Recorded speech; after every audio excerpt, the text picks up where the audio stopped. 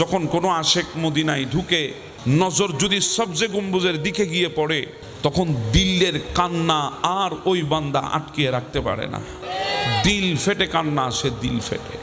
হ্যাঁ, আশেক এমন সবজে গম্বুজ দেখলে তার চোখের পানি দুনিয়ার কেউ আর আটকে রাখতে পারে না।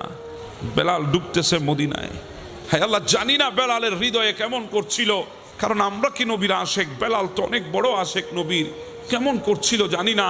বেলাল ডুবছিলেন মদিনায় এইবার মধ্যে। মদিনার শীতল হাওয়া বেলালের শরীরের মধ্যে প্রশান্তি এনে দিয়েছে। অক্লান্ত পরিশ্রম, সফরের ক্লান্তি বেলালের দূর হয়ে গেছে। বেলাল সোজা গিয়ে আমার নবীর রওজায়ে আতহারের পাশে বসেছে। আমার নবীর রওজায়ে আতহারের পাশে বসে বসে বেলাল সালাম দিচ্ছে, আসসালাতু ওয়াসসালামু আলাইকা সাইয়্যিদি ইয়া রাসূলুল্লাহ বলে বলে সালাম দিচ্ছে।